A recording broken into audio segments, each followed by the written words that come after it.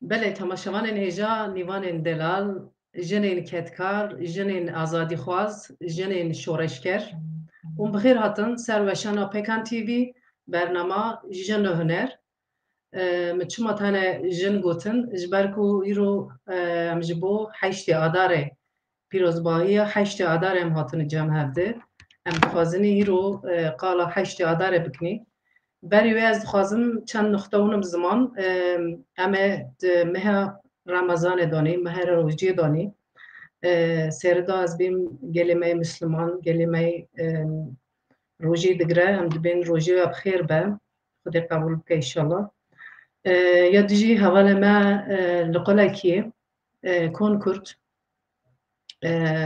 درس خانه که بکرنم بینی مکتب که بکرنه یا جی هیوی دارم ببه مکتب خیال ما گیشت خوابو بلکی مگیو دو گوت روژک عجبال گنده مجی درسی کردی چه ببین چه بو ام جو حوالنا راجی سرکفتن ادخوازنی هیوی دارم اونه بسرکفتن تنه نل قلکی حمیل اناتولیا ناوین اونه بلا بکن پر سرکفتن جوارا هیرو وقت من سیرده جوانی زمان جبو حشتی آداره هاتن جمع هفته نیوانه ما پر دلال پر قیمت هنه ام نشکناندن هاتن برنامه ما از نیوانه خواه اونم سر اکرانه ایلول یایلacı Süheyla İnal Songül Çetin bu havale meymer Vedat Vural ما خواست هیرو رنگی که دنم حشتی آداره پیروز بکنی از نخوازم دریج دیرو که حشتی آداره بیم جبرکو بیس نه جنین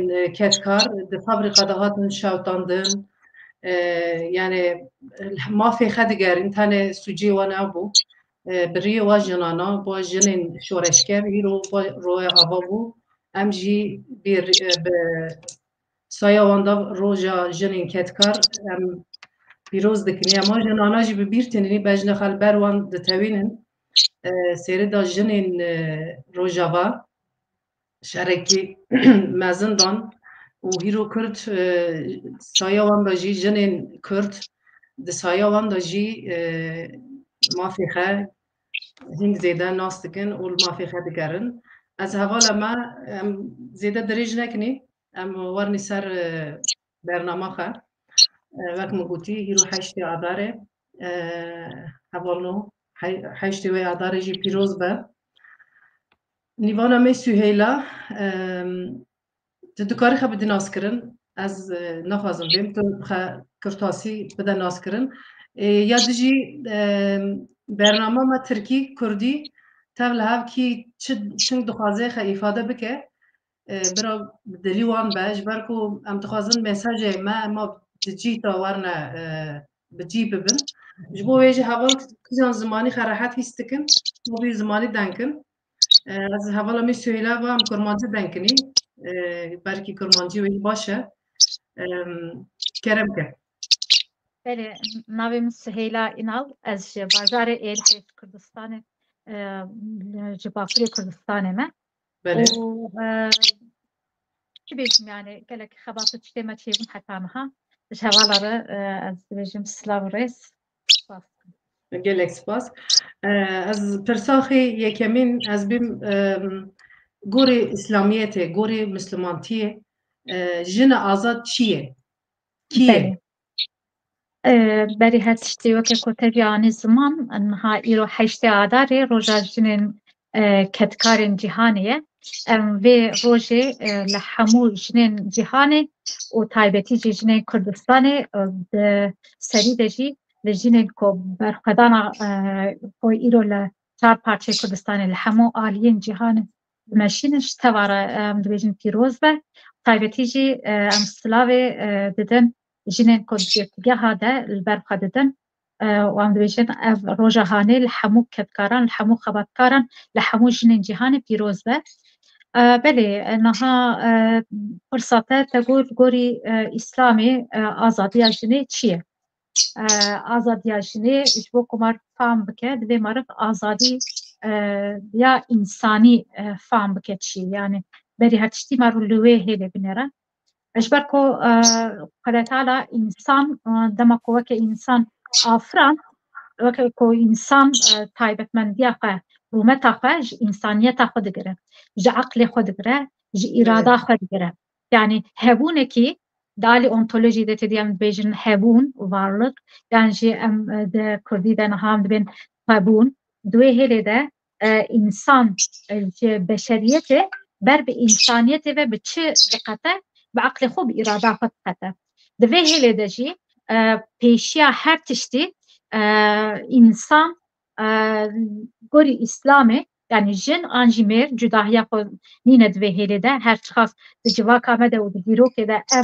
dübendi pır hatiye kurkırını o jin dibine bire de hatiye hessenci lebede gori İslami insan ve ke insan buqa Şirin destur bdi em Şpapa henek deng zêde berdixê tu dikanî ve Belê ez niha zê bigirim ez ê derînim derve înşallah.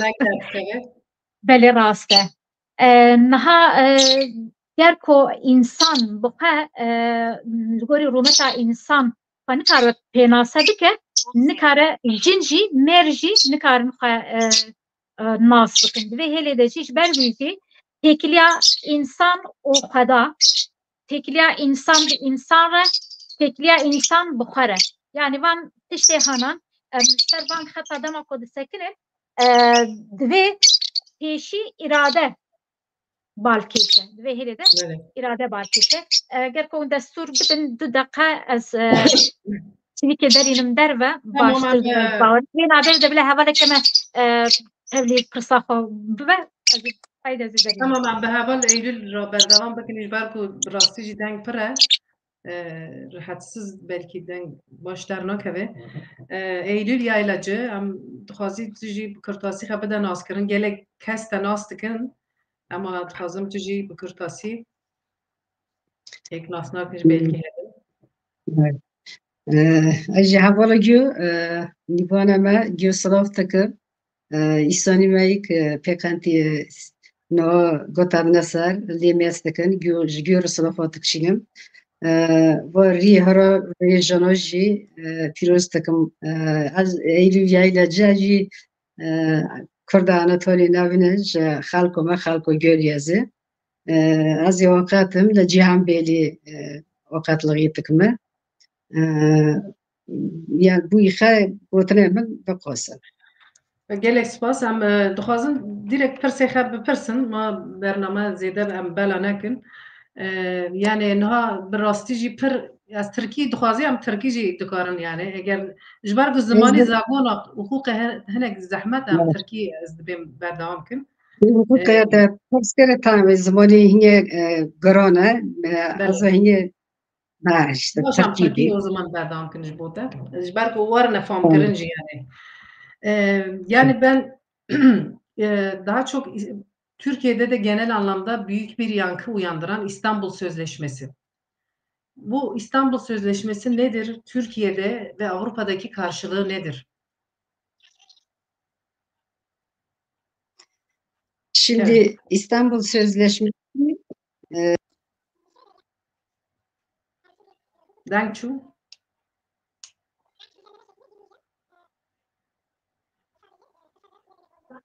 Danktane. Haval reji.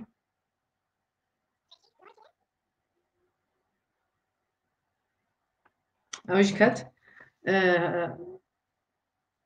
Söyle tu dixwazî berdewam kî heta hevala me Eylül'de kerem ke Belê biborin çivîka me destûr neda ku em biaxivin dengekî baş deng mirov rehetsiz dike yani deng xweş nabe راسته يعني وككم قلت دستپیکی ده تکیلیا انسان به خدای خره تکیلیا انسان به دردور خو هاوردور و انسان دن را به مروین دن را و تکیلیا انسان به نفس خو yani بخوره اوان تشتی هنان گرینگن ایجالگوری آزادی yani آزادی به دست بگیره آزادی اوه کو جالی تو کسی و تو باندور و زورداری نیکرن لهنه کی دنان yani دما کمر ویت شته فهم بکه آزادی یا جنیجی یا میرانجی دنوا جواکی ده کو کاربن بوک هوی کاربن جیانا خو بردوام کن تو کس باندور کل سر فکر و رامان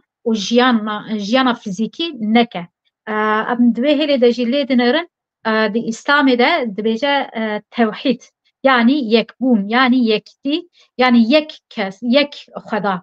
Baweriya yek xwedayê azadiya herî mezin tîne bixware. Ji ber çi? Ji ber ku însan ji derveyê xweda tu kesekî re bi minnet û bi ew namîne di bandora tu kesekî dinê de nikare bimîne. Nikare jê re ser pêl deyne.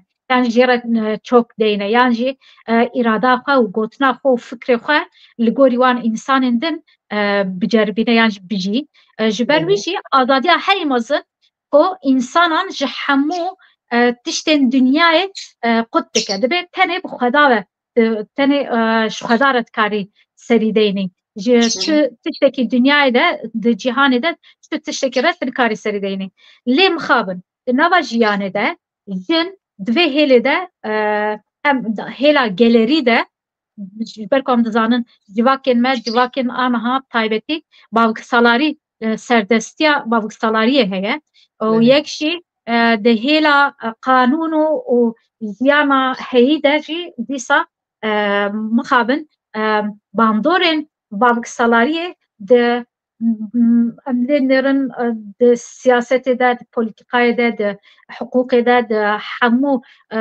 waran de li ser jinê xwe zêde bandor dike ev jî dide xuyakirinê ku dema ku însan tenê ji xwedayê xwe re ebdîtî neke rê ve dibe ku ji mêra re jî ebdîtî bike rê ve dibe ku ji patrona re jî ebdîtî bike ji ber ku em dibêjin îro roja ketkarên jinên ketkarên cîhanê ye dema ku xwarina te hevûna te debara te her tiştê te girêdayê hin kesan ve ve wê demê irade û daxwaziya te jî bi wan ve girêdayî be û dîsa fikr û ramana însan dema ku dibin bandora hinek însanan de be yan jî desthilatdariya bin desthilatdariya hinek adin de be wê demê ew însan azad nabe azad nikare bifikre azad nikare bijî azad nikare fikr û ramanê xwe jî bîne ziman weke me Kurda ku îro em bin destin zimanê me jî nayê qebûl kirin heta nasnama me jî çanda me jî bi hemû awayî îde ji ber wî jî berî her tiştê azadiya fert însan bi hemû awayî ku em karibin di nava civakê de pêk bînin. Belê peyva herî bi qîmet te got wek hevî yani jin û mer wek hev bijin. Belê li hember xweda her wek hevin. Belê de Qur'anê de di ayetê de dibêje hemû tiştê we wek hevin. Yani tiştê ku vê dünyayê jî bidine we li axîretê jî bidine we yani di mukafatê de jî di cezayê de jî di her duka de jî jin û mêr li hember xweda wek hevin. Evana gelek ayetan de em dikarin bîne ziman yani ez vêya dikarim bixwînim hinek çend ayetan ji wan ayetan ez dixwazim bixwînim di Sûreya Nîsayê ayeta 32 de Em ê werin wê Sûriye em ê werin vira em ê werin wê dirê ji bo azadiyê tenê re mesela azadiyê tenê re ne ji bo pirsgirêka jin û yên dina ev divê derê de jin û mêr wek hev dide nasandinê penasî dike yani dema ku em Qur'anê nêrin de hemiya de dibêje tiştê ku wek hûn kar dikin tiştê ku hûn hûnda dikin tiştê ku mukafat wê bêdayînê tiştê ku wê ceza bêdayînê li gelek ayetan de bi vî rengî dibe jin û mêr bi hev re van her duka dibêje nabêje ji mêra re wê xêr pênc binivîsîne ji jina re yek binivîsîne yan jî ceza di heman demê de bi vî rengî dema ku Qur'anê nêrin wek hevîkî dema ku em 1400 sal berê em vêya bifikirin di civakekî 1400 sal berê di evekî Arabistan çola Arabistan'ı da azadi ki bir rengi ko iro he de hukuka gelenperi de ya medeni ko am nahad bejin ya medeni de he eftiştehane brasit nava civaka da he nati romiştandın duve demede eftiştehane tegotin. Yani gelek şaştıcı hene tu dibê şaş nivîsandin hene, şaş famkirin hene. Yani ya rastî gerek mirov bizanibe, bixwîne. Zêdetir jî bixwîne. Ez bêm heval nîvana me Eylül yaylacı pirsa me nîvçe ma dengê wê qutbû. Eylül Evet. devam edebiliriz istersen. İstanbul Tamam, Sözleşmesi sormuştuk. sesin geliyorsa devam edelim. Sesin geliyor şu anda, evet. Tamam. Şimdi İstanbul Sözleşmesi bu kadın mücadelesinde gerçekten uluslararası anlamda önemli bir kazanımdı. Ancak ülkemiz için bir hukuken bir ayıp. Ne yazık ki ismini İstanbul'dan almasına rağmen 2011 yılında İstanbul'da imzalanan bir sözleşme olduğu için ismi bu. Ve Avrupa Konseyi tarafından yapılan bir sözleşme. Bütün Avrupa Birliği ülkeleri bu sözleşmeye taraftır. Ayrıca 45 ülke daha taraf olduğunu biliyorum. Fakat Türkiye bunu 2011 yılında imzaladığı ve meclisten geçirdiği halde, onayladığı halde 2021'de yani tam 10 yıl sonra bir Cumhurbaşkanlığı kararnamesiyle bu sözleşmeden çıktılar. Bu sözleşmeyi niye bu kadar çok önemsiyoruz? Gerçekten bu zamana kadar düzenlenebilmiş en kapsamlı, yani kadın haklarını ama en fazla da kadına karşı şiddeti, aile içi şiddeti, bununla ilgili tedbirleri, önlemleri, koruyucu önlemleri çok ayrıntılı şekilde düzenleyen bir sözleşme olduğu için önemli bir sözleşmedir. İşte 2021 yılında çıkıldı ne yazık ki. Çıkma şeyi de ayrı bir, şimdi o hukuki teknik şeylerine girmek istemem ama sadece bir cümleyle şunu söyleyebilirim. Yani 2011'de bu sözleşme önce imzalanıp sonra parlamentodan geçtiği zaman, yani bu usul silsilesine baktığınız zaman çıkarken buna uyulmadı. Cumhurbaşkanı kararnamesiyle çıkıldı ve meclis onayı olmaksızın bu sözleşmeden geri çekildi. Bu da ayrı bir garabet tabii. Ve şimdi kadın mücadelesinin çok önemli bir dönüm noktası. Onun için bütün işte kadın hareketleri anlamında, kadın dernekleri, platformları İstanbul Sözleşmesi'ne uyulsun, uygulansın diye sürekli bunu, özellikle her yıl 8 Mart'larda bunu dile getiriyorlar. Ama şu an hali hazırda bunun tekrar uygulanmasına dair bir emare yok bugün itibariyle. Yani İstanbul Sözleşmesi ile bir sürü kadın hakları garanti altına mı alınıyor? Daha fazla yani kadın güvence altına mı haklarından alınıyor? ziyade, evet, kadın haklarından ziyade şiddete karşı kadının Yani şiddet korunması görmüş bir ve kadın sadece, için evet, evet. aile içi şiddet, tabii bu sadece kadınlara da dönük değil, ağırlıklı tabii ki kadınlar, ama aile içinde çocuklara karşı şiddet, çocuk istismarı gibi bir sürü düzenlemesi olan çok geniş kapsamlı.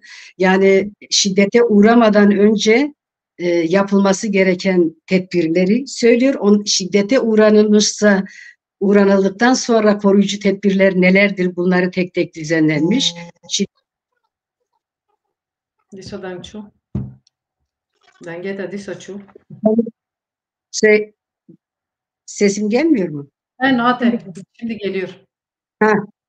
Yani çok kapsamlı bir şekilde düzenlenmiş. İstanbul Sözleşmesi'nin yanı sıra, yani 2011'de bu sözleşmeye taraf olunduktan sonra tabii iç hukukta da buna paralel bir düzenleme yapılması ihtiyacından dolayı bu bizim uygulamada çokça dile getirilen ve herkesin aşina olduğu o başka iç hukukta bir 6284 dediğimiz bir kanun var. O da iç hukukumuzda olan bir kanun. Yine İstanbul Sözleşmesi'ne benzer düzenlemeleri içeriyor. Şu an o kanun iç hukukta yürürlükte. Ancak ona dair de bir takım şeyler var, eleştiriler var. Hatırlarsanız bu 2023 yılında yapılan genel seçimlerde bu ittifaklar falan oluşurken benim hatırladığım bu Yeniden Refah Partisi mesela Cumhur İttifakı'na gireceğinde bunu şart koşmuştu. Yani bunun bir Türk aile yapısına uygun olmayan, aile yapısını bozacak nitelikte bir düzenleme olduğu gerekçesiyle bunun kaldırılması gerekiyor. Yani ittifaka girme gerekçesi olarak bunu daha doğrusu şart olarak bunu ileri sürdüler. Bu 6284 sayılı yasanın kaldırılmasını istediler. Yani düşünün, İstanbul Sözleşmesi'nden çıkılmış, kadınlar ısrarla bunun tekrar uyulmasını istedikleri halde onlar bir de yetmezmiş gibi iç hukuktaki bu düzenlemeyi de ortadan kaldırmaya dönük böyle eleştiriler de hala duyuyoruz ne yazık ki. Buna dair de çok söylemler var ama daha tur döndükten sonra arkadaşlarımın söz haklarına müdahale olmasın. Sonra tekrar kaldığımız yerden devam ederiz.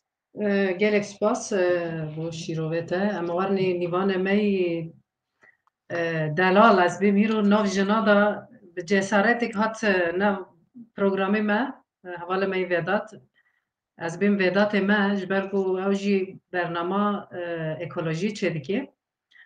Tücüp Herati Vedat, hoş geldin yayına. Bizim Vedat. Hoş bulduk. Merhaba öncelikle. Dünya Emekçi 8 Mart Dünya Emekçi Kadınlar Günü'nü kutluyorum. Bu günde önemli bir gün tabii ki. Tarihsel değeri olan bir günü ifade ediyor bizim için. Öncelikle 8 Mart'ı sadece bir anmayla ya da kutlamayla değil de anlayış temelinde, zihniyet ölçüleri temelinde tarihsel boyutlarıyla değerlendirmek gerektiğini düşünüyorum. Tabii ki kadınlarla ilgili bir değerlendirme yapacaksak ekolojiyi bunun yanından ayırt edemeyiz. Kadın ve ekoloji, yaşam bir bütündür. Ben Bir soruma bütünselliği geçmeden içeriyor. ben öncelikle biraz kendini tanıtmanı isteyecektim Vedat. Evet. Bizim Vedat, Pekan TV'nin Evet. ekoloji sunucusu diyeyim. Ekoloji programı yapan arkadaşımız. Bizi kırmadın, geldin. Çok teşekkür ederiz. İki dil arasında kaldım ben de şimdi. Bir Kürtçe'ye dönüyorum, bir Türkçe'ye. Bize bazen Pekan TV'ye eleştiriler geliyor. Niye programları Türkçe yapıyorsunuz diye. Brastî em têra hejî kurmancı dizanînê hevalê me hin caran nikarin xwe îfade bikin. Ji bo wê jî yani lazim e ki em tiştek tînin ekrana bidin famkirin yani. Ew jî lazim e. Hevalê me carna xwe nikarin îfade bikin. Ji bo wê jî em naberê her zamana da ternîtênî. Vedat arkadaş, biz seninle Türkçe devam edelim. Tamam. 8 Öncelikle kendimi Mart'ın tanıtayım. ilişkin. Ee, Öncelikle Şimdi- biraz kendini tanıt. İnsanlar kim olduğunu, nereli olduğunu Şimdi- biraz. Pekan ailesi öyle bir güzel bir aile ki Pekan ekranında olunca şimdi bir anda kendimi herkes tanıyor şeyiyle, hissiyatıyla, o aile sıcaklığıyla. Evden biri olduğun Kendimi için. aynen tanıtmaya şey yapmadım ama tanıtayım. Kendim ismim Vedat Vural. Kırşehir Kürdüyüm. Orta Anadolu Kürtlerindenim. Pekan TV'de de ekoloji programları hazırlıyoruz. Bunun üzerine de çalışmalar yürütüyoruz. Pekan'ın ekoloji yüzü olmaya çalışacağız diyelim. Şimdi sorumu sorayım. Tabii ki. Ekoloji ile kadın ilişkisi nedir? Neden ekoloji denince kadın akla gelir, kadın deyince ekoloji akla gelir? Arasındaki bağ nedir? Şimdi öncelikle şunu ifade etmek istiyorum. Şimdi ekoloji sorununu ve kadın sorununu ya da kadın yaşamını ele alacak olduğumuzda biz bunu insanlığın diğer sorunlarında da olduğu gibi 5000 yıllık erkek egemen eril zihniyetin dışında ele alamayız. Hı hı. Yani kadın sorunu da olsun, ekoloji sorunu da iç içe geçmiş sorunlar. Bunun tarihsel köklerine inmek gerekiyor. Özellikle günümüzde yaşanan ekolojik krizin nedeni tarih öncesi toplumlarda kadını ve yeryüzünü yücelten bir inancına sahipti o dönemki toplumlarda. Ne zaman ki ana kadın döneminden ataerkil sürecine geçerken işte erkeğin o kurnazlığıyla, avcılığı öğrenmesiyle beraber başlayan o 5000 yıllık kirli zihniyet diyelim, bizi bugün bütün bu krizlerin eşiğine getirdi. Yani ekolojik krizlerin de bu toplumsal sorunların da ana gövdesinin ana esas zihniyet meselesini de ortaya koyuyor bizim açımızdan. Şimdi ekoloji ve kadın meselesi tam da iç içe geçmiş bir mesele. Yani bütün sorunlarda da olduğu gibi. Çünkü Hı hı. erkek egemen zihniyet bu kurnazlığıyla bütün yaşamı, bütün dengeleri alt üst etti. Yani doğanın, yaşamın, diğer bir deyimle diyelim ki fıtrat denilen yaratılıştaki şeylerde bile, öz değerlerde bile çok ciddi bir tahribatın yol açtı. Bu açıdan da ekoloji meselesi ve kadın meselesi tekrar etmiş oluyorum ama iç içe geçmiş bir mesele. Birbirinden ayırt edilemez. Yani özellikle de 8 Mart'a ilişkin bir değerlendirme yine yapacak olursak bu tarihsel kökleriyle ele alırken günümüzde de e, kadınların öncülüğünde, kadın öncülüğünde geliştirilen zihniyet ve özgürlük mücadelesi bu makası biraz daha açmış oldu. Yani bir tarafta şöyle biraz daha örneklendirmek istiyorum. Hı hı. İki tane slogan var. İki tane temel atılan zihniyetleri karşılaştırmak açısından ifade edeceğim. Bir tane zihniyet diyor ki, mesela bir zihniyet, bir anlayış düşünün, tarihsel bir kökleri var. Diyor ki, tırnak içerisinde söylüyorum, bu söylemi yani bir erkek e, olarak da ifade etmek biraz beni zorlasa da ifade etmek zorundayım. At, avrat, silah diyen anlayışa karşı kadın, yaşam, özgürlük, jin, cihan, azadi. İşte şimdi dünyadaki bu iki anlayışın biri dünya krizini diyelim ki bu bizi nereye getirdi? Şimdi bundan sonra nereye götürecek? İşte bu iki anlayışı iyi çözümlemek ve iyi anlamak durumundayız. Kadın öncülüğünü, kadın özgürlüğünü, kadının yaşamdaki etkisini ve gücünü anlamadığımız sürece hiçbir şey e, kendi öz doğruluğuna oturmaz. Altı boş kalır. O açıdan bu iki anlayış şimdi işte o iki anlayışın çatışması ve biz bunu biraz daha şöyle tamamlayabilirim. Hı hı. Cihan Azadi bir slogandan öte ya da bir söylemden öte bir zihniyet değişiminin gerekliliğini ortaya koyuyor. O açıdan biz diyoruz ki bu anlayış bu topraklarda ekolojik toplumsal barışı yaratacaktır mutlaka. Yani bunun için inançlıyız. Bunun için e, doğru temelde anlamaya çalışan bir zihniyete dönüştürmek gerekiyor diye düşünüyorum. Sormak istediğiniz başka bir soru varsa şimdilik Tekrar ben döneceğiz sana. Yani çok önemli bir vurgu yaptın. Jinjiyan Azadi'nin asıl amacı zihniyet değişikliğinin gerekliliğini vurgulamak. Gerçekten de çok güzel bir anlam kattın. Amarni havala fi gule. Merhaba, Tu ji xêr hatî, çiğdeme ser vay. çava hatî. Dem naşkenandinî tu îro hatî. Em dixwazin te jî bi kurtasî nas bikinî. Tu kî ji kî? Eji Songül Çetin, yani Gülay Çetin. Eji Anatolia Navinim ji Konya'ya mı, ji xalka Belê. Zondirma. Efes.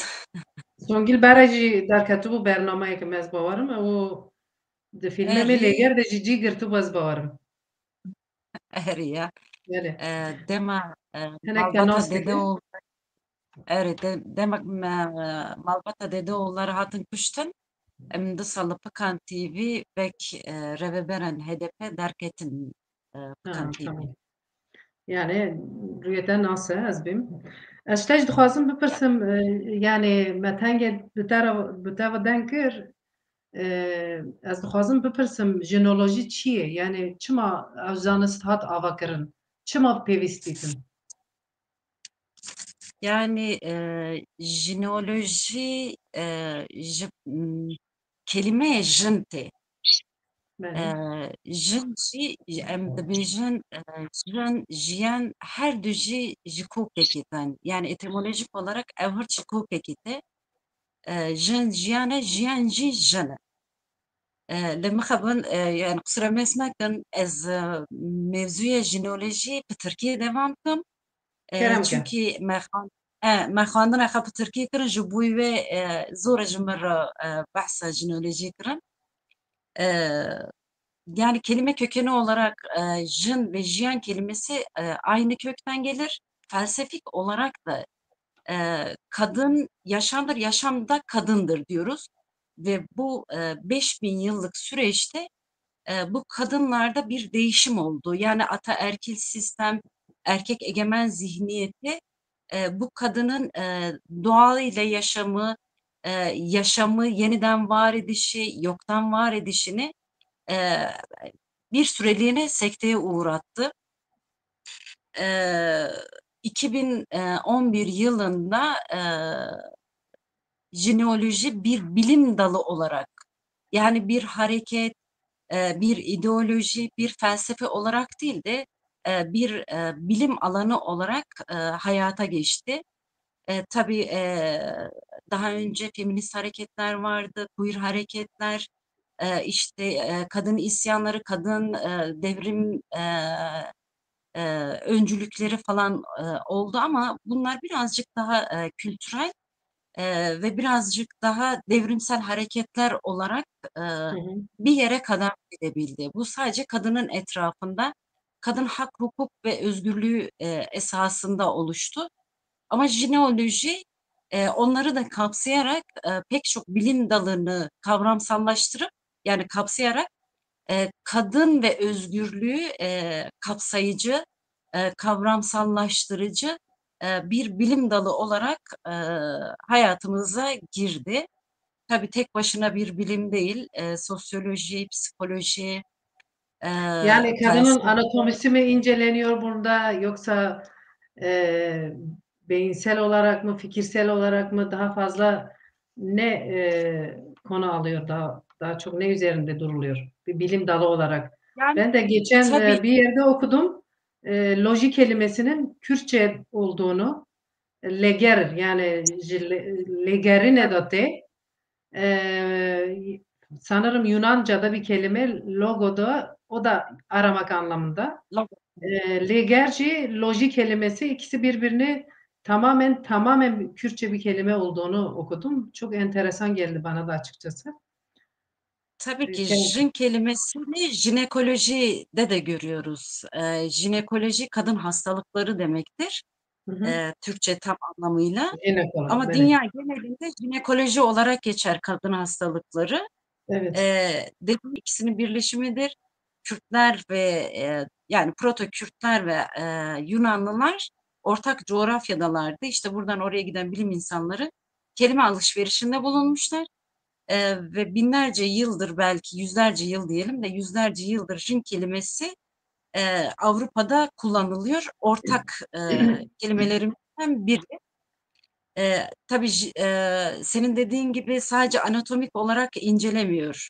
Yani bir kadının bedeni bir erkeğin bedeninden belirli yerlerde ayrılır Hı ama hı, e, düşünsel yapısı, bakış açısının bir erkekten bir farkı yoktur. Hatta daha gelişmiştir.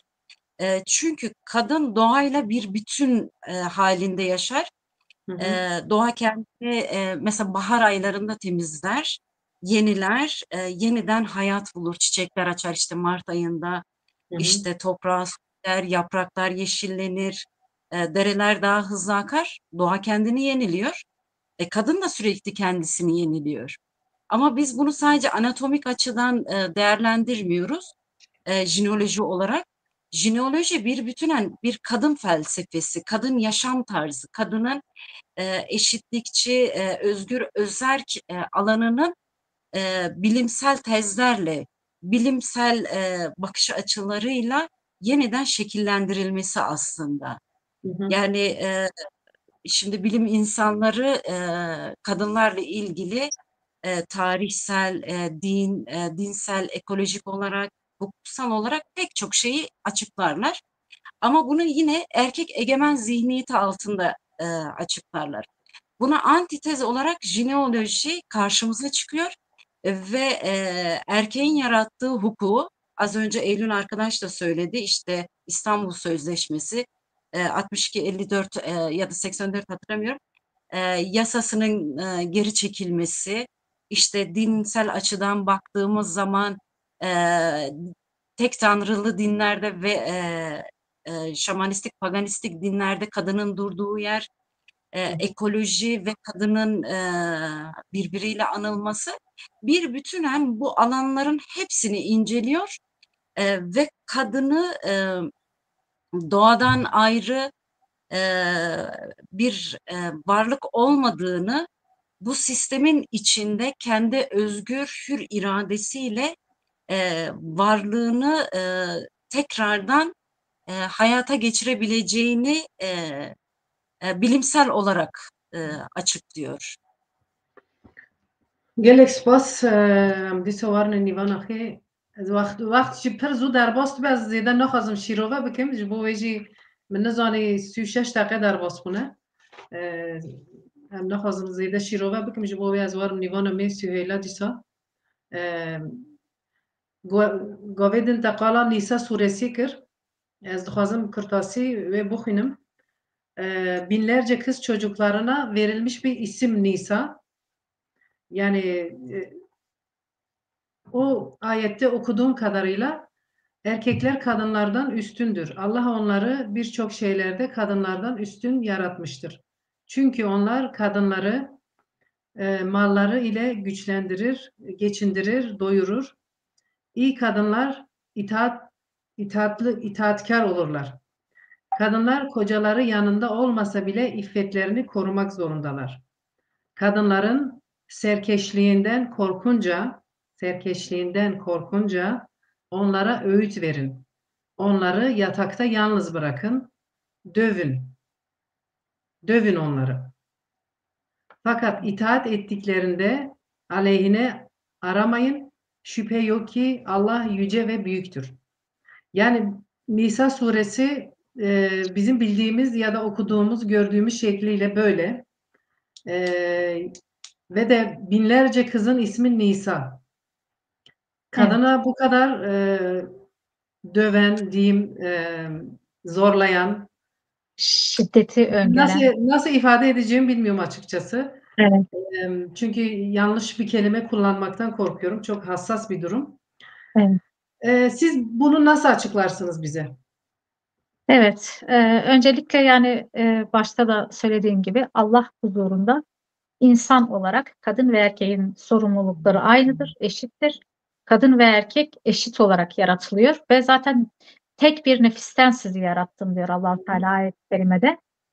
Fakat bazı dil ayrıntıları ve dönemlerde bazı dönemlerde من دست به ترکی کریه چون از من دست ترکی کریه از Türkiye دین زن bergam da tışnabam. Böyle tamam. Bravo famkırın. Böyle yani şimdi şöyle bir durum söz konusu. Kur'an'ın doğru anlaşılması, doğru yaşatılması biraz da anlaşılmasına bağlıdır.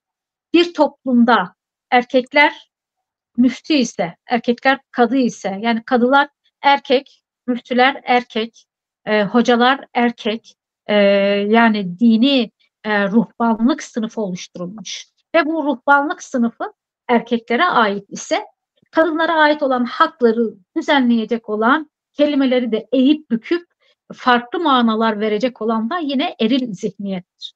İşte bundan dolayı da bu 1400 yıl öncesinden itibaren maalesef zaten toplumsal olarak biz kendimiz, yani Orta Doğu'daki bütün halklarda bu eril zihniyet mevcut. Fakat o dönemden itibaren özellikle Emevi saltanatıyla birlikte biz bunu medeniyetin uygarlık olarak ele alıyoruz.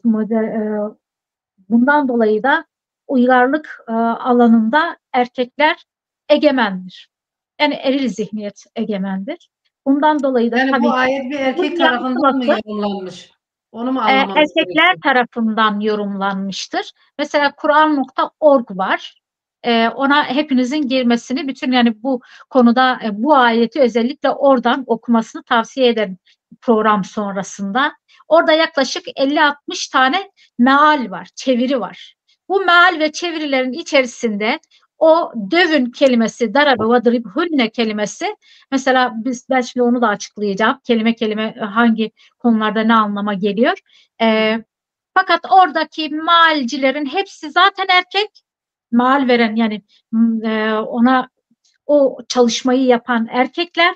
Aynı zamanda onların içerisinde sadece birkaç tanesi esas anlamını, esas manasını vermekte. Yani çünkü burada özel bir durum için inmiş bir ayet var. Genel duruma ait olan bir ayet değildir. Bir erkek ve bir kadının kendi aralarındaki geçimsizliğine ilişkin bir kadın geliyor, Peygamber Efendimiz'e diyor ki benim eşim bana bir tokat attı diyor. O zaman daha bu ayet inmemiştir. Peygamber Efendimiz de diyor ki, bakın peygamberin yaklaşımına bakın. Diyor ki sen de git onu getir buraya, sana attığı gibi sen de ona bir tokat at. Kısasa kısas. Yani eğer o sana haksızlık yapmışsa sen onun karşılığını vereceksin. Kendini ezdirmeyeceksin anlamında. Fakat ardından ayet iniyor. Ayette şu durum söyleniyor. Diyor ki eğer geçimsiz olan taraf hangisi ise, mesela ayeti ben baştan okuyorum. Diyor ki erkekler kadınların koruyup gözeticisidirler. Şimdi burada biz ilk başta okurken Arapçada diyor ki er-ricalu kavvamune alen nisa. Yani kavvamune kelimesi birçok anlama gelebiliyor. Burada kavvamune manası aslında gözeten ve koruyup gözeten anlamında. Nasıl? Bir aile içerisinde eşlerin birbirlerine karşı birbirlerini kırmamak için debelenmesi demek. Yani bu bir ölçüde birbirlerini kırmamak, birbirlerine zarar vermemek, birbirlerinin gönlünü kırmadan birlikte bir yaşam sürdürmeleri için şey yapmışlardır. Ancak bunu eril zihniyetteki yani çoğunluk bu şekilde değil de kadın, yani erkekler kadınlara erkekler kadınlardan üstündür şeklinde anlam vermişlerdir. Bu da artık yaşamın her alanında kadının ikincil, üçüncül, hatta artık isminin dahi yok sayılmasına neden olabilecek yorumlara sebep olmuştur. Bu Arapça dilindeki bazı kelimelerin yoruma açık oluşu ve bunu erkeklerin eril zihniyetinde, özellikle de Emevi saltanat dininin, Emevi saray dininin etkisiyle de bu tamamen kadını kapatan, kadını erkeğin kölesi haline, cariyesi haline getiren veya sadece bedeninden faydalanılan cinsiyetçi bir yaklaşıma dönüşmüş bir din haline getiriliyor. Çünkü özellikle Emeviler döneminden itibaren Kur'an'ın özünden çok sarayın dini, sarayın sözünün geçmiş olduğu din kesimleri vardır. Biliyorsunuz ki Ebu Zer el-Gıfari Emevi Sultanı'na karşı nasıl karşı duruş sergiliyor ve o da sürgünlerde yaşamını yitiriyor. Yine o dönemdeki birçok imam aynı şekilde ya işkencede ya da cezaevlerinde yaşamını yitiriyor, hakikati söyledikleri için. İşte bu konularda da erkek, yani özellikle Emevi sürecinde, yani ilk İslam'ın çıkış sürecindeki verilen haklar maalesef peygamberin vefatının hemen ardından kesintiye uğramıştır. Yani Arap toplumu bu Kur'an'ı, onun mesajını, kadına vermiş olduğu değeri anlamamanın ötesinde cahiliye döneminin çok çok gerisinde olan bir konuma tekrar dönmüşlerdir peygamberin vefatından sonra. Ve Kur'an'ı da kendi istedikleri gibi anlamaya çalışma olayı vardır. Kelimeleri eğip bükerek, kelimelerden farklı anlamlar çıkararak. İşte burada Er-ricalu kavvamun alen nisa, başta zaten aynı ayetin başında kendi mühürlerini vuruyorlar. Diyorlar ki erkekler kadınlardan üstündür. Bunu söyledikten sonra artık istediklerini söyleyebilirler çünkü devamında. Burada büyük yanlışlık, temel yanlışlık, kadın veya erkeğin Allah huzurunda ve her konuda, her hak konusunda eşit olduğunu diğer ayetlerde belirtilmesine rağmen bunu bu şekilde yorumlamak, ki kavvamune kelimesi Kur'an'ın hiçbir yerinde üstündür anlamında manalandırılmamış, anlamlandırılmamış olmasına rağmen gelip burada kadın ve erkek konusunda sadece bu ayette bu şekilde anlamlandırmak tabii ki kötü düşünceden kaynaklıdır. Yani burada onların zaten kötü düşünceleri ortaya çıkıyor. İkincisi, Allah devamında, bu zaten bir cümle değildir. Cümlenin tamamı değildir. Devamında diyor ki, çünkü Allah erkeklerle kadınlar farklı alanlarda üstün yeteneklerle donatmıştır diyor. Hangi yeteneklerle donatılmıştır? Kadının çocuk doğurabilmesidir, erkeğin fiziki olarak güçlü olmasıdır, kadının sevgi ve aklını duygularıyla da daha fazla kullanabilmesidir. Evet, mesela denilir ki erkekler akıllarını çok kullanırlar. Hayır, tam tersine kadınlar birçok yönüyle çok yönlü düşünerek aslında akıllarını çok daha fazla kullanan bir varlıktır. Yani biz bunu insandan insana göre değişebilir. Zeki olması, aklını kullanabilme yetisini doğru kullanma konusunda erkek veya kadın fark etmez. Ama duyguları, güzel duyguları, paylaşım duyguları, insancıl duyguları daha fazla olan kadının aklını kullanması çok daha fazla fayda getirecektir. İşte yani burada özcesi diyelim ya, ayetler yanlış yorumlanmış. evet, Daha özellikle sonra burada Peygamber Efendimiz'den sonra bazı şeyler erkekler tarafından istediği gibi değiştirilmiş, dönüştürülmüş. maalesef yani zaman kısıtlı olmasından dolayı Evet. ince ayrıntılı bir şey yapamıyoruz maalesef. Burada bir de hani Allah'a itaat eden hem de Allah'ın koruduğu iffeti eşlerin yokluğunda da koruyan kadınlardır. Sadakatsizlik etmelerinden çekindiğiniz veya geçimsiz bir insan olan kadın, mesela çünkü burada bir erkek ve bir kadının evliliğinden söz ediliyor. Geçimsiz olan insanlara ilk önce bakın bir yol gösteriliyor. Diyor ki öğüt verin. Yani birbirinizle oturup anlaşın, konuşun. Ama bu aynı şey, bu aynı kadın için de geçerli değil midir? Yani erkek için de geçerli, kadın için de. Yaptığı zaman onun da aynısı yapması. 128 olması gerekiyor. Aynı şey erkek için de söyleniyor. Ve ama devamında bir ayet yok işte. Yani mesele orada. Onun için dile getirilmez. Çünkü erkeğe aittir. O fazla dile getirilmez. Her konuda kadının hani vur kafasına anlamında her zaman kadınla ilgili şeyleri abartıp kendi gerçek anlamından saptırıp farklı bir şekilde toplumun önüne koyuyorlar ki kadın üzerinde hakimiyet kurabilsinler. Şimdi devamında diyor ki sonra yataklarında yalnız bırakın. Baktınız sözlü olarak anlaşamadınız. Bir erkek ve bir kadın. O zaman diyor yataklarınızı ayırın. Üçüncü şey nedir? Hemen bakın, olayı barıştırmaya amaçlı olan bir süreci getirip üçüncü noktada dövün diye anlamlandıran yani gerçekten zekasından gerçekten öyle bir sorun var ki ya o ortamı bu yumuşatmaya çalışan bir ayettir bu. Onları birbiriyle barıştırmaya çalışan bir ayet. Siz getiriyorsunuz üçüncü aşamada dövün diyorsunuz. Vadribuhunne. Vadribuhunne kelimesi yani Arap dil edebiyatında eylemek, etmek gibi Türkçedeki yardımcı fiillerdendir. Yani bin bir türlü mana verilebilir ki Kur'an'da hiçbir yerde darabe köküyle dövme anlamında verilmemiştir. Hiçbir yerde o anlam verilmemiştir. Yine burada geliyoruz, bakıyoruz ki bu ayette dövün diyor. Peki barıştırmak isteyen bir alanda bir kadın dövüldüğünde ve bir erkek dövüldüğünde düşünün. Dövülen insan karşıdaki insana karşı ne kadar temiz duygular hissedebilir veya ne kadar artık mutlu, huzurlu bir aile ortamı oluşturulabilir. Evet. Bu tamamen gerçekten büyük bir yanlış ve aslında şu anda birçok mahallede artık yeni anlamıyla demeyelim, gerçek anlamıyla, olması gereken anlamıyla anlamlandırılıyor. Ama dediğim gibi Kur'an.org'a girin, orada 60-65 tane meal var. Onlardan ancak 2, 3 veya 4 tanesinin doğru anlam verdiğini göreceksiniz.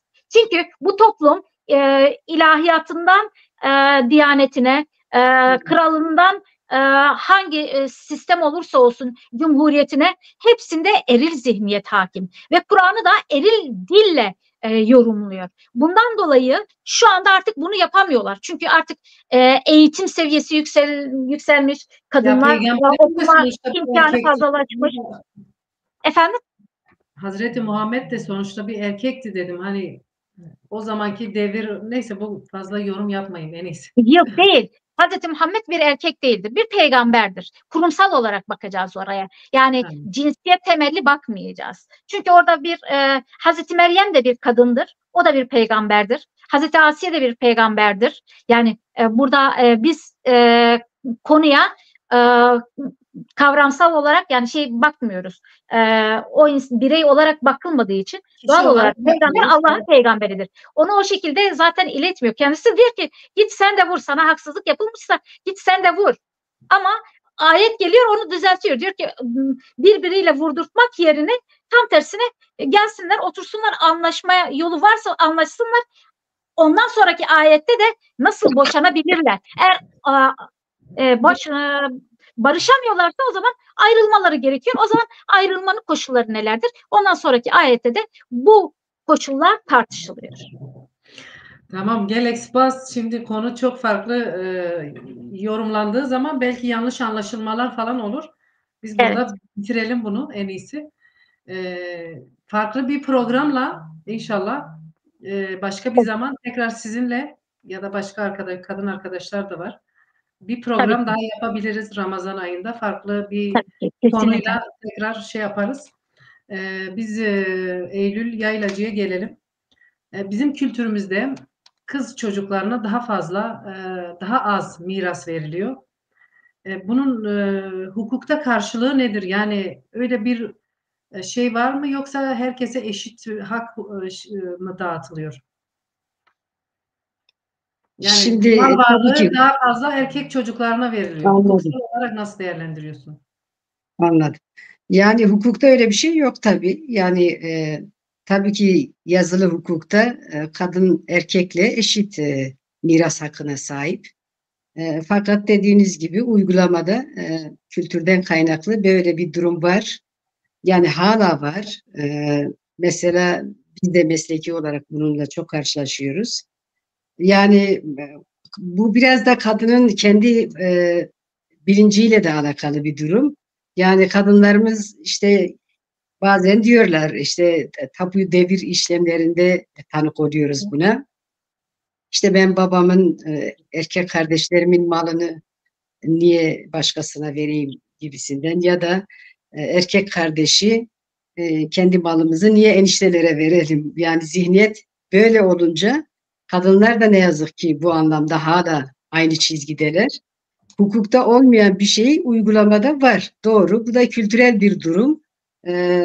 Dini burada bir etkisi var. Mutlaka işte dini hukuk yani hukukta, şeriatta kadınların miras hakkı tabii onlar farklı uygulamalar olduğu için hala onun da etkisi var tabii. Şimdi az önceki şeye dönersek yani şimdi bunlar bir bütün olarak ele alınması gereken şeyler. Yani kadının eğitim hakkına erişimi burada çok önemli yani. Çünkü dönüyoruz her şey eğitimde bitiyor. Kadın erkekler kadar eğitim hakkından yararlanamıyor. Yani kız çocuklarının okuma oranlarına bakıyoruz. Erkeklere oranla çok geride olduğunu görüyoruz. Şimdi okuma oranı düştüğü zaman bu kız çocukları çok erken yaşta evlendiriliyorlar. Evlendirildikten sonra işte çocuk ve anne olma süreci başladıktan sonra zaten artık bu farkındalığın biraz daha gerisinde kalmış oluyorlar. Yani bu farkındalık neyle alakalı? Bilinçlenmeyle ilgili bir durum. Bilinçlendiği zaman kendi haklarının neler olduğunun farkına vardığı zaman bir kadın işte sizin dediğiniz miras hakkından tutun aile içinde işte kadına karşı bu bakış açısı, bu erkek egemen eril zihniyet, işte kadının iş hayatındaki iş alanındaki yaşadığı sorunlar, yani hayatın her alanında kadınların şu an mevcut olan tüm sorunları biraz bunlarla alakalı. Yani eğitimin çok önemli olduğunu ama bunda hala eğitime erişimde çok büyük zorluklar olduğunu. Burada ailelerin de tabii ki fonksiyonu çok önemli. Yani annelerimize de çok büyük görev düşüyor. Yani sonuçta o erkekleri doğuran da birer kadındır. Ama ne yazık ki doğurdukları o erkekler yeri geliyor şiddet uyguluyor. Ve işte Türkiye'de bugün kadın cinayetlerinin bu kadar yüksek olması yani mesela OECD'nin verileri var. Bakınız orada son 10 yılda sürekli bir artışla kadın cinayetleri oranının çok yükseldiği görülüyor. Yani İstanbul Sözleşmesi dedik az önce. Hı hı. Yani bir sözleşmeye taraf olmakla, imzalamakla olmuyor. Yani biz Avrupa İnsan Hakları Sözleşmesi'ne de tarafı bir ülkeyiz.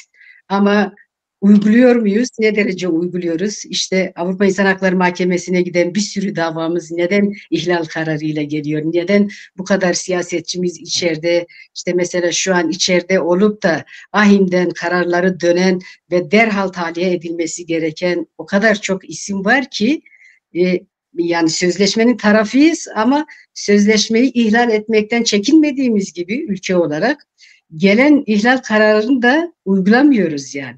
Şimdi İstanbul Sözleşmesi'ne taraf olmak çözüm değil. İç hukukta yani şu an gerçekten iç hukukta baktığınız zaman işte o az önce bahsettiğimiz 6284 sayılı yasa.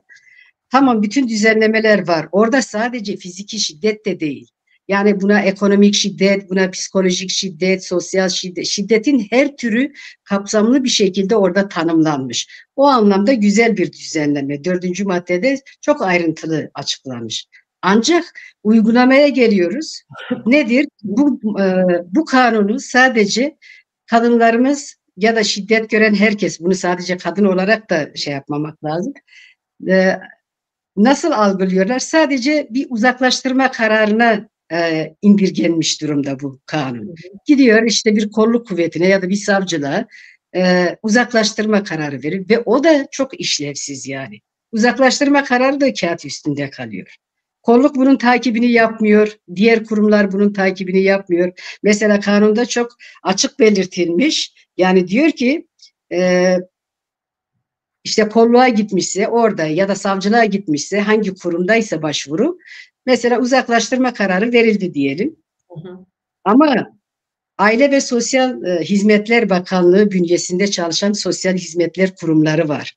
Bu sosyal hizmetliler eğer gerçekten sahaya inseler, burada bu alanda çok büyük eleştiriler var. Çünkü bu sosyal hizmetler görevini gereği gibi yapmadıkları için bu kanun böyle işlevsiz hale geliyor. Mesela kadını o konuda aydınlatmak, kadının halihazırda acil durumda maddi ihtiyacı varsa karşılamak, barınma ihtiyacı varsa karşılamak, yani gidebileceği yer, mesela adres, bazen öyle bir durum yaşanıyor ki kadının can güvenliği söz konusu olabiliyor. Yani kanun adresini gizleme hakkı veriyor, çocukların velayetini değiştirme hakkı veriyor. Kapsamlı bir düzenleme. Ancak uygulamada ne yazık ki bir işlevi yok. Mesela bilmiyorum, batılı ülkelerde, Avrupa ülkelerinde duyuyoruz bazen. Mesela bu uzaklaştırma kararları verildiği zaman işte o uzaklaşılan şahsın ayağına ya bir bileklik şeklinde takılan bir şey var.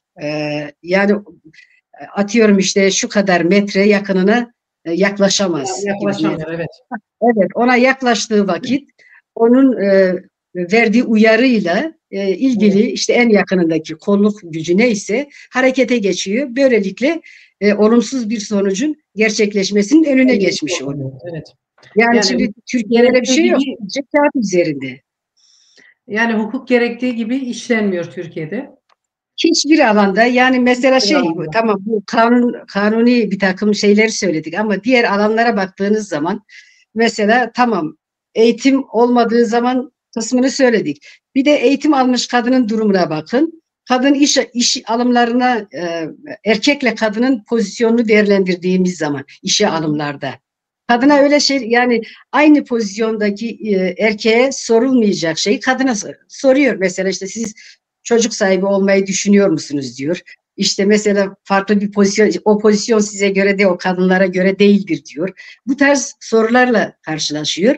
Yani şimdi kadın yani işveren bunu niye soruyor? İşte çocuk sahibi olacağında gebelik izniydi, doğum izniydi, süt izniydi. Yani böyle şeylerle uğraşmak istemiyor işveren. Kendi boyutuyla başka şekilde düşünüyor. Ve bu kadınları dezavantajlı bir duruma getiriyor yani işe alımlarda. İşe alındıktan sonrası da ayrı bir olumsuz bir durum. Yani mesela kadın kariyer yaparken de aynı olumsuzluklarla karşılaşıyor. Yani mesela diyelim ki aynı nitelikte, aynı yani aynı olmayabilir. Benzer pozisyonlarda, benzer yetenekte, deneyime sahip, sorumluluk noktasında olan kadınla erkeği karşılaştırdığınız zaman, yani erkek çok rahat o kariyeri yükselebiliyor ya da bir yönetici kademesine gelebiliyor. Ama kadın da bu daha dezavantajlı. Nasıl dezavantajlı? Kadın çünkü eve geliyor, çocuklarla ilgileniyor, ev işleriyle ilgileniyor. İkinci bir sorumluluğu var. Bunun verdiği yükle ister istemez dezavantajlı duruma düşüyor. Yani o işteki ilerleyişini olumsuz etkiliyor. Dolayısıyla aldığı ücreti etkiliyor. Yani eşit ücreti de almamış oluyor. Kadın tabii ki aynı yani çalışmasına rağmen eşit ücretten de muaf oluyor. Erkek de almıyor aynı yani. almıyor. Yani bir de ücret konusunda bir de şöyle bir boyutu var. Yani ücret transparanlığı mı böyle bir tanımlaması var hatta. Yani şeffaflık. İş yerlerinde ücret konusunda şeffaflık yoktur. Yani aynı iş yerinde çalışırlar ama genelde herkes birbirlerinin ne kadar maaş aldıklarını bilmezler. Genelde böyle geçiştirirler. İşte aynıdır, yakındır, benzerdir şeklinde geçiştirirler. Oysa şeffaflık şu anlamda kadın için önemli. Yani bir kere aynı iş yerlerinde çalışan insanların, orada çalışanların aldığı maaşları bilmeye hakları da var. Bunu niye söylemezler? İşte şöyle bir itirazla karşılaşmamak için. İşte mesela orada kadın diyecek ki ben de aynı deneyime sahibim, ben de aynı nitelikteyim ya da aynı sorumluluk noktasındayım. Yaptığım iş aynı, niye benim maaşım daha düşük diye itiraz. Bu itirazlarla karşılaşmamak için genelde şeffaf değil yani ücret konusu ve her zaman ücret eşitsizliği var kadınla erkek arasında bu anlamda. Bu anlamda yine bir eşitsizlik var yani eşit. Her alanda var yani. Yani evet. Bu arada şiddet gören kadınlardan bahsettin uzaklaştırmadan. Yani Türkiye'de bu kadınların hukuksal açıdan psikolojik anlamda destek alacağı kurum ve kuruluşlar var mı? Ya da nereye başvurabilirler? Şimdi bunlar da çok sınırlı. Sadece İşte buna da dediğim değinelim. gibi, Vaktimiz de evet, bir çok saati sınırlı. geçtik. Evet. Yani şöyle sadece kadın sığınma evleri var. Yani bunun dışında kadınların biraz daha uzun süreli barınma ihtiyacını karşılayacak ya da maddi anlamda onu o geçici olumsuz dönemden geçmesini sağlayacak bir maddi manevi destek yok. Az önce dediğim gibi bu sosyal hizmetler, yani Aile ve Sosyal Hizmetler Bakanlığı tam da görevi budur işte. Ama sadece sığınma evi yapmak yetmiyor. Sığınma evine geçici olarak o kadın giriyor.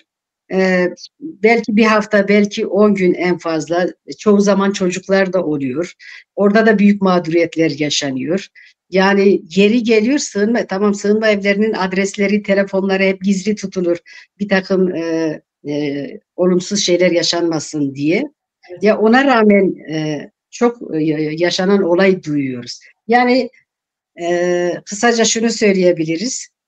Kanunda her şey düzenlenmiş kağıt üzerinde ama uygulamada o kadar çok büyük eksiklikler var ki sosyal hizmetler gereği gibi sahada değil. Sığınma evleri dışında ayrıca bir mesela kadın dayanışma merkezleri yapılabilir. Kadına psikolojik destek veren merkezler açılabilir.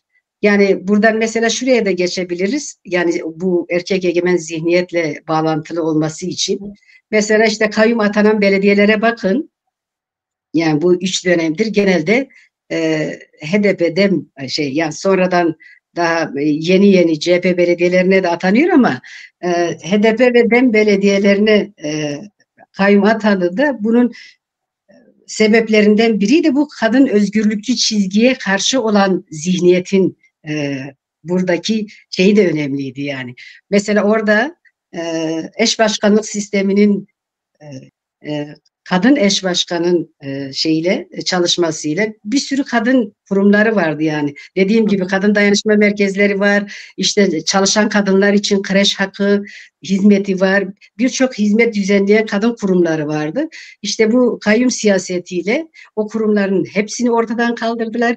Bu kadın özgürlükçü çizgiye karşılar. Yani bunların hiçbiri olmasın diye yok edilince yani aynı zihniyetin, aynı eril zihniyetin ürünü olduğunu demek istiyorum. Yani gerektiği gibi işlemiyor hiçbir şey. İşlediği, ne yazık ki. İşlediği zaman da müdahaleler oldu. Evet. Yani konu çok derin. Daha konuşulacak çok şeyler var ama zamanımız maalesef su gibi geçti. Bir sürü gelen mesajlar var. Hepinize çok çok teşekkür ediyoruz. Hepsini okuyamıyoruz maalesef. Daha Songül arkadaşa, Vedat arkadaşa sorularımız var. İkisine de aynı soruyu sorayım. Toplumumuzda bize öğretilmiş şeyler var. Sanki takdiri ilahiymiş gibi, bunlar hiç değişmezmiş gibi bize öğretilmiş. Mesela jin guti, mer guti. Bunun rolü nedir? Songül arkadaşla başlayalım. İşte bered guten ri mera meberin aybe, jber mera robin aybe, zede dengi bilind mekin. Yani bunlar bize öğretilmişti. Sanki biz de bunlar takdir ilahiymiş gibi benimsemiştik ve bunları uyguluyorduk. Yani bir kadın işte büyütülürken, hayata hazırlanırken sadece bir erkeğin hizmetine sunulacakmış gibi öğütlerle büyütülüyordu. Yani avçi yani jin guti mer guti bunların rolü nedir? Bize öğretilmiş şeyler bizim üzerimizde nasıl bir etki bıraktı? Yani eskisi nasıl, şimdiki nasıl? Yani tabii de her civakede yani de her toplumda jin u mer rada hatına ve katandın. Yani rola mera farklı ya ajına farklı ya. Mer dere derva tıkavın işte tarla iş katarını karika tarla işte tarla şıvanı tarla vazikatı çeyrine ya işte fabrikada tuşla tarla fabrika ama jin yani hatta deminها jin rolak khaya evji içi mali khe dere derva nakabe yani işte ebeni işte şivçe kırna maltamiz kırna kırık kırna işte tım derdure male de çakbi ama mera derva di işte em tebini malbat yani malak devlete kapıçuke em çıkas hajde guri devlete Xatı Pariz'in işte vergi taya em tarın tedin mahkamatan em temaşın tarın devlet baskı ki sarma tigre aynı baskı mala da Ali mera da sar jına teygırtın. Şimdi rola jına guri civaki hati çekrin. Civak jî ne jin û mertebe hevin mera işte 5000 sala yani 5000 sal bar ve iktidar kiri desxe guti ki un edin tıbbın destiminde bijinne men bar guti çi un eve bikine. Bijinara var guti aynı bir zarokar yani korkara jî var guti civak guri xe çekri. Naha her civakê da rola jina belli ama jina me Kurdan pir giran bû. Yani barva Yani meranê gore beren naxin ha fark çi yani henek guhartın çi bir teda yani gore de. yani niha em hem nav civaka barada hem nav civaka nû da tijin me her civak jî din yani. Her Bare jenerasyon. mazuna mezun digotin ki barva mero nên maxin. İşte merak da tara revi mabere. İşte teleskop rûniştî merak derbostê ro ser menge xe. İşte barva xezûr xe novîn hevjinî xe merkî xe hal made. Dergûşê xe meke dest xe. Dergûş li poşekê tî gîre ama xezûrê tey te îçi day tê ji fedî xe dergûşa xe negirî. Ji wê civakê de em niha hatin civakeke din. Me civaka din şûn ve çê dikinî. Tabii çûyîna Avrupê xandin işte şixulandin barkirina bajarê tabii civaka me jî hêdî görî ama rola jina hin nehati görün. Eri jina naha barva kız hazura xaniyen tıkın, derbuşa xatıgırın, sohbeta tıkın, samimiyetek xeheyi ama dissa rola jina jimbuni xeye. Yani emtinerin işte pır hevaltini işte jin buna doktor, jin buna avukat, jin buna malim, jin tişağlana, jin dervana, tıçına pazara xa, tıçına alışverişe xa. Yani her dereke am jina tayinini. Ama jin bir caraj baraka dıcara grant ki. Hem le dervaya hem de male day. Mertim le dervana. Yani meratu em Türkiye bizi sorumluluğu ham maletine. Sorumluluğu ham maletane xıdıklarına geçme debara yani. Ama jina nave. Jin hem nahalı dervat şuğlan hem cidden barakidin tıkına omzaha malaha idare tıkın. İşte şivaha tıkın. Malaha temiz tıkın. Korkha mezin tıkın. Sorumluluğu korkata omza jina daye. Yani Peki naha aval ki meskin nefisi dübe av edep bu dübe av saygı bu. Gore nerine da yani saygı bu. Acaba işte gidin bu yani örf adet na ma bu. va mara gotin ki va saygıyı ka mezine. Ama ma saygıyı mezin Yani majinara zarur ki ne has kıran yani bir hürmet majinara kırın. nekin. Saygısızlık mı yani Yani çocuğunu sevmek ya jber mereki ra nebi av bir hürmeti. yani şöyle bir saygıyla alakalı olmayan bir durumu toplum bize saygı olarak dayatmış. Bu saygıyı yaratan topluma saygıyı yaratmamış. Bir erkeğe, büyük bir erkeğe, yani işte senden olmayan erkeğe saygı göstereceksin diyor. Biz bunu mesela bizim ortalama yaşlarımızda bir kadının yanında yemek yiyip içebiliyoruz. İşte onunla muhabbet edebiliyoruz. Onun yanında rahatız. Ama kendi yaşadığımız erkeklerden dahi çekinme konumuna getirdi bizi toplum. Ama şu andaki yeni nesil eski nesli değiştiriyor. Eski nesle yeni bir saygılı bakış açısı getiriyor. Çocuğunu sevmenin saygıyla alakası olmadığını, babalarla, amcalarla, işte büyüklerle, erkeklerle oturup sohbet etmenin, onlarla aynı ortamda olmanın saygısızlık değil, tam tersine bunun insan hayatındaki en normal şey olduğunu anlatıyor. Şimdi eskiden bizi yetiştirenler şu anda gençler tarafından tekrardan yetiştiriliyor. O bize işte o saygıyı öğreten toplum kabullenmek zorunda kaldı. Çünkü artık toplumsal olarak da bunu kaldıracak yapıda değiliz. Yani insanlar dışarıdalar artık. Kamusal alanların her yerinde kadınları görebiliyoruz.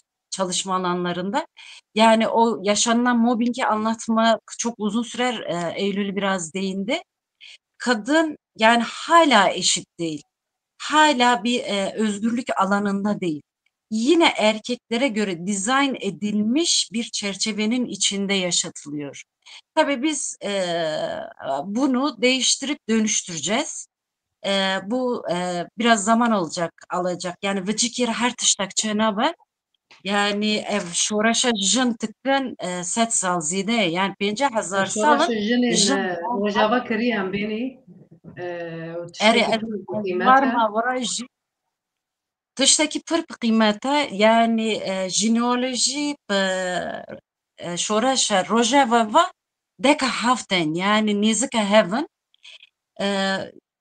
şoraşa rojava tene naj buy ahakil lüve dare jina berxada jina got ki em edin la ahaka azad ve azad buni xabijinin ev tişteki pır mühime naha mesela lüve dare ciyekayı navexa jin vare tane jin li tijinin Var jina yani yani. tabii yani eşinden şiddet görmüş, aileden şiddet görmüş, babadan, amcadan, evlattan, toplumdaki herhangi bir bireyden kadın olarak şiddet gören kadınların oluşturduğu bir şehir hayatı var orada. Bu kolay yaşanılmadı. Yani o kadar bir özgüvenli bir devrim yaratıldı ki kadınlar için. Kadına dedi ki sana bir özgürlük alanı sunuyoruz. Sen bu devrimi bizimle beraber yaptın. Senin devrimini sonraya bırakmıyoruz. Hep beraber devrim yapıyoruz. Yani Paris devriminde olduğu gibi işte devrimi yapalım. Sizler sonra devrimimizi yaparsınız değil. Rojava devrimi ve kadın devrimi her ikisi aynı anda meydana çıktı. Aynı anda oluştu. Tabii ki eksikliklerimiz var. Kadına yani bir kadını eğitmek kolay ama kadınları eğitip toplumu eğitmek tabii ki zor bir iş. Bu kolay olacak bir iş değil. Bilge insanın dediği gibi yine jineolojiden şey yapacağım. Bilge insanın dediği gibi kaybedildiği yerde aranılıp bulunarak tekrardan ayağa kalkacak kadının bilimidir jineoloji. Bu yüzden çok önemli. Bir kadın bir toplumu eğitir diye genel kullanılan bir söz vardır. Bu gerçekten de böyledir. Demokratik aile yapısı, demokratik toplum yapısını getirir. Aile içindeki demokrasi dışarıya yansır. Şimdi toplumumuzda bakıyoruz, işte az önce de dedik ya, işte kadının rolü belli. Kadın ve erkeğin aynı anda eşit bir şekilde özgür eş yaşam, özgür aile toplumu, demokratik aile toplumu içerisinde yani dışarıya çıktığı anda siz toplumu etkiliyorsunuz. Çocuklarınızı buna göre yetiştiriyorsunuz. Çevrenizdeki insanlar buna göre kendilerini değiştirmek zorunda kalacaklar. Bu birer birer olacak ama çok yakın bir sürede olacak. Kolay değildi. Jina Mahsa Amini'nin katledilmesinden sonra Jin Jiyan Azade sloganı bütün dünyaya yayıldı. Bu slogan kolay yaratılmadı. Yüzlerce, hatta belki de tarihten tutup gelirsek yüz binlerce kadının katliyle oluştu. Jin Jiyan Azadi ile evrensel bir boyuta ulaştı. Kadının yaşam olduğu, kadın ve yaşamın birleşmesinin özgürlük olduğunu anlatan çok güzel bir slogandı. Jineolojiye de bu perspektiften bakmak gerekiyor. Kadın özgürlük hareketine de bu perspektiften bakmak gerekiyor. Şimdilik bu kadar söyleyeyim. Sorun varsa Gelek alayım. Spas biraz önce Jin Jiyan Azadi sloganına çok güzel bir anlam yükledi Vedat arkadaş. Yani burada zihniyet değişikliğinin gerekliliği, zorunluluğunu vurgulamak adına gerçekten önemli bir anlamdı. Vedat arkadaşımıza gelelim, Vedat'ime.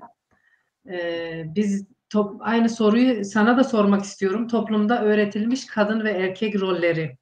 Örneğin erkekler belki biraz değişik olacak ama küfürlerde daha çok kadınları kullanıyorlar. Bizim toplumumuzda mesela en çok kullanılan şeylerden, küfürlerden biri "Mogi minajino." Yani erkeği bir kadına benzettiği zaman küçümsüyor açıkçası.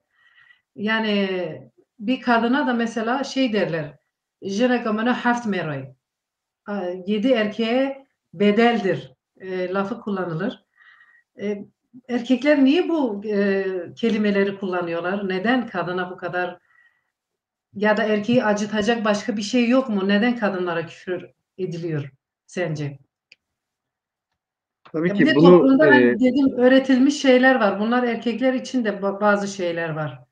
Bunlardan biri de odur yani küfürlerdir diyeyim. tabii şimdi bu konuda ele almadan önce bir belirleme yapmak gerekiyor. Bir hatırlatmada da bulunalım. Sevgili Hrant Dink'in eşi Raquel Dink'in bir sözü vardı. Diyordu ki bir bebekten katil yaratan karanlığı sorgulamadan bu meseleyi çözemeyiz yani. Şimdi nasıl şekillendirilirse bir bebek, yani işte bebekliğinden itibaren renk ayrımlarıyla, işte cinsiyetle, yani o renkler, belirli renkler yükleyerek Bebeklikten itibaren cinsiyet başlıyor. ayrımına başlanıyor Yani renklerle. oyuncaklardan tutalım ki birçok noktada bir ayrışmalar yaratılıyor. Bununla beraber işte toplum e, bireyi şekillendirmeye başlıyor. Bir bebeği, bir çocuğu şekillendirmeye başlıyor. Doğal olarak işte diyelim ki erkek çocuğu diyelim ki küfür ettiğinde ya da bir şey söylediğinde gülünüyor. O Evet. nasıl da etti gibi ya da işte popoflanıyor. Şimdi aslında erkeklik aslında hep popoflanmış, hep böyle şişirilmiş bir zihniyet tipi yani böyle. Ama bir kız çocuğu bir şey aman ayıptır ha sen dur, sen konuşma, sen sus, sen yapamazsın. Ama erkek çocuğu bir şey yaptığında yapar, benim oğlum yapar, benim oğlum işte ya babası gibidir, ya dayısı gibidir, ya amcası gibidir. Ama beceremediğinde bir şey sunamadığında, ortaya bir şey çıkaramadığında da ya mesela nedir? İki şeyi karşılaştıralım. E, yani baba tarafına eğer başarılıysa erkek çocuğu baba tarafına benzetilir. Evet. Başarısızsa anne tarafına benzetilir. Yani bütünsel anlamda ele Orada aldığımızda bile hep bir kadını ayrımcılık. aşağılayan bir yan var yani. Tabii ki yani tırnak içerisinde en diyelim ki erkekler için en kolay yol. Yani bir erkeği tehdit ederken kavgada diyelim ki kullanılacak ilk şey kadın üzerinden. İşte bir araba reklamlarını düşünün veya genel şeyleri düşünün. Hep kadın bedeni, kadın üzerinden.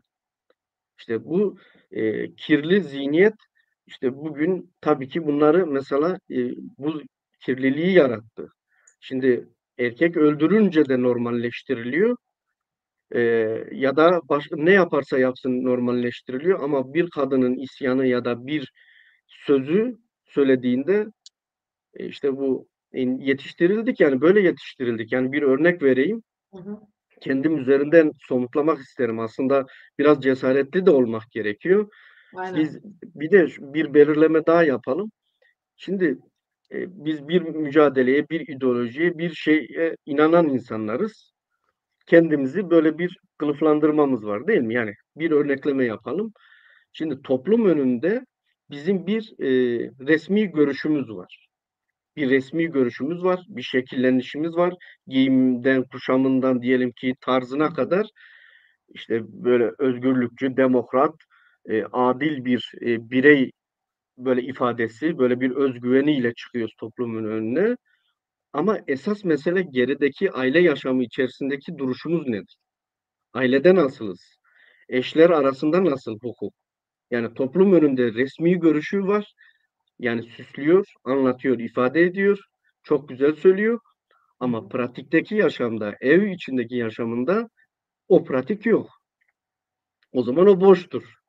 Onun hiç sağlam bir tarafı yok. Yani esas olan neye inanıyorsak öyle yaşamalı. Yaşadığımız gibi de o ölçüleri ortaya koyabilmeliyiz. Yaşamsallaştırmalıyız, özümseştirmeliyiz. Hı hı. Şimdi ben kendim üzerinde yine bir örnek vereyim. Evet. 2012-2013 Programımız yıllarında da bitmek üzere. Yavaş yavaş toparlayalım. hemen stajyer muhabirken e, Nagihan Akarsel'le çalışma fırsatım olmuştu. Yani aynı ajanstaydık. Dicle Haber Hı hı. Ajansı'nda. Öyle bir yemek arasında bir sohbet yapılıyordu. Ben de hiç farkında olmadan işte vay anasını kelimesini kullandım böyle. Evet. Şöyle bir baktı Nagihan. E, Ben de yani ne oluyor gibicesine.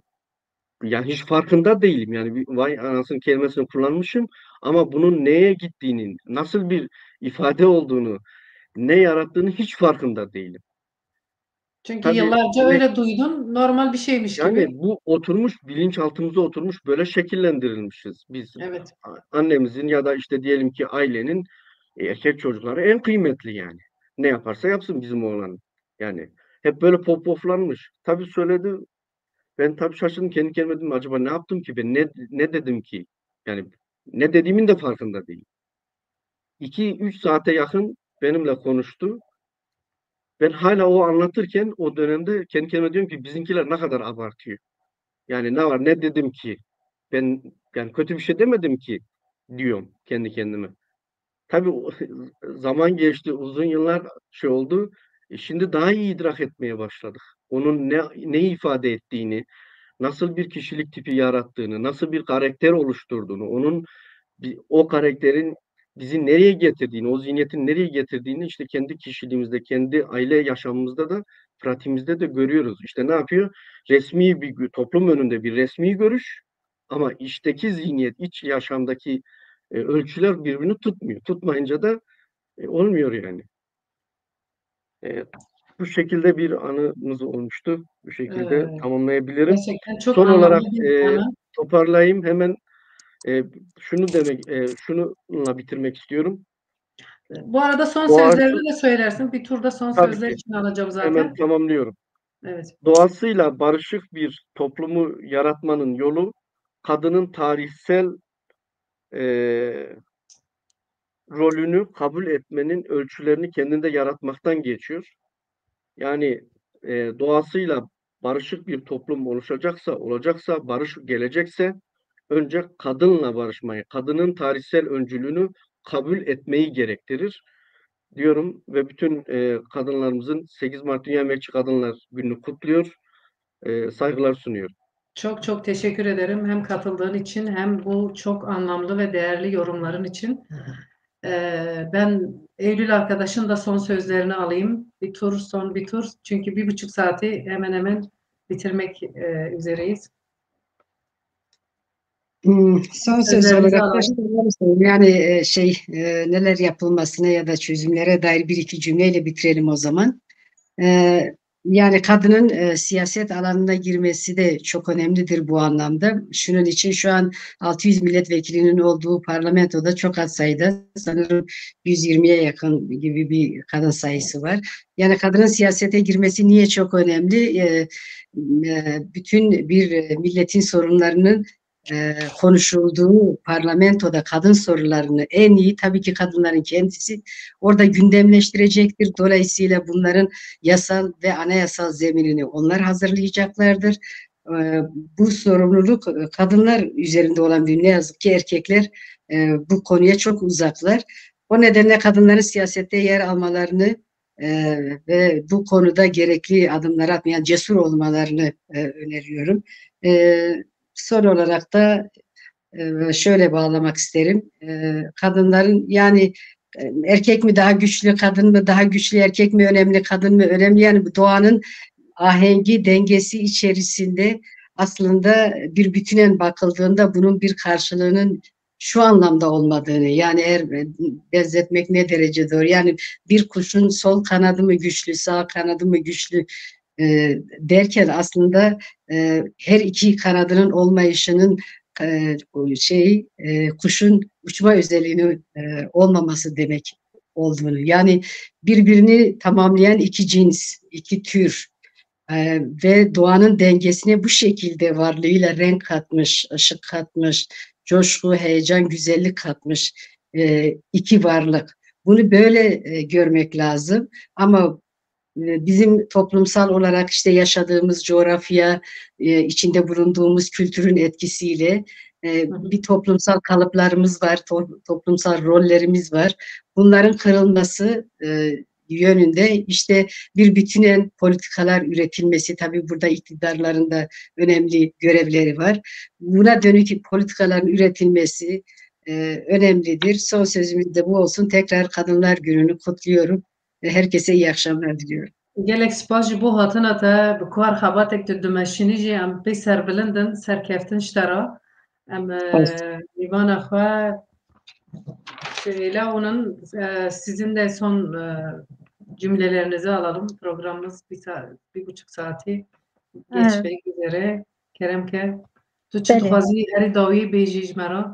بله في بیجم هم هوالا سپاس کن گلک برپرهی گلک مجار هاتن زمان لی ام ویجی باشت زانن که همو انسان همو مروف به هاتنا دنیای ده وک هوی تینا دنیای جالی مافین خدا جالی جیانه ده جالی همو واران ده جواکه ده وک هف تینا دنیای وک هوی تینا جهانی لیکو ویدگو هرینه ذهنیت انسان قریجن یعنی دما کو ام لوی بنیرن دوی وری هر تشتی او ذهنیت زاین پرست بیشکاندنه دما کو او بیشکاندنه دهیلا اولی دجی دهیلا سیاسی دجی دهیلا حقوقی دجی تو پرسکریک نامینه دما کو ام میجی خو نگوهرینن ام خو و دردورا خو نگوهرینن ام نکاربن دوی جیانه ده جبو آویتنا گاوکی نو ام نکارن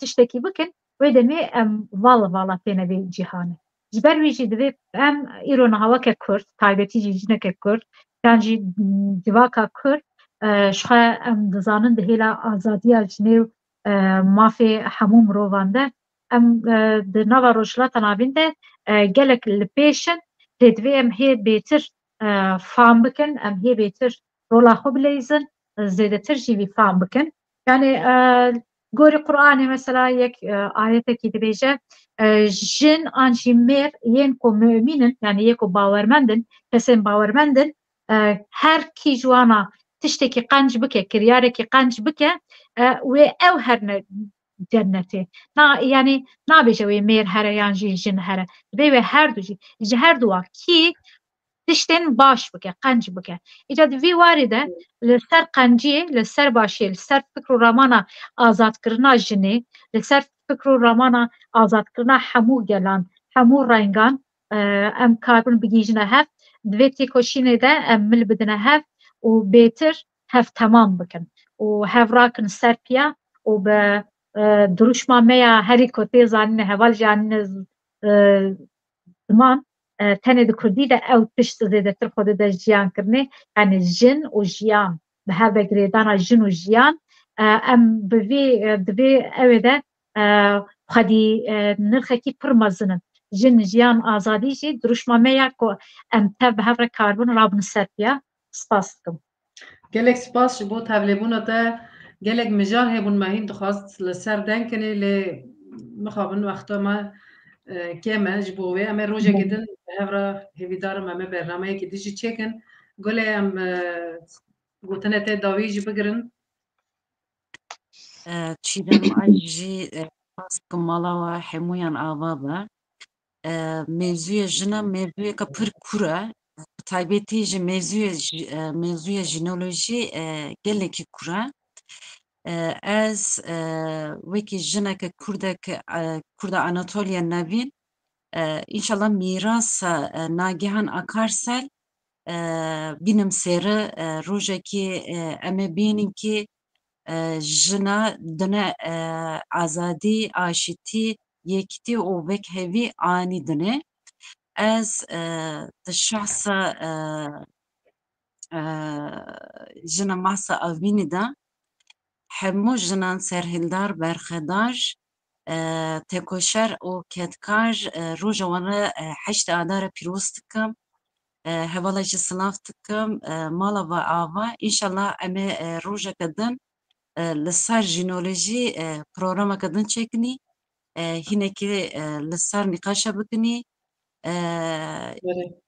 çi qas em derdora jinolojî de bicivin hev jinolojî baş fem bikin baş bidin femkirin jiyana me ji qas qolay çebe yani qolay bibe aştê azadî jî qolay were yani hemûyan silav dikim yên me guhdar kiri silav kişande jî silav dikim gelek spas ji bo tevlêbûna we dîsa heştê wê adarê pîroz be gelek spas dikim ji bo tevlêbûna we hevalino ez dixwazim tiştekî herî dawî bê nîvanê me dikarim neyse heftê bernameyê me ziman û dîrok heye ji bîr mekin temaşe bikin hevalê me vahtî çêlek pêşkeş dike hêvîdarim hûnê wê bernamê me jî temaşe bikin werin ser ekrana Pêkan TV em ê bi hev re kar xebatên baş çê bikin bernameyê me parvakin û bişopînin bibin endam em ê kêfxweş bibin bimînin xêr xweşiyê de şev baş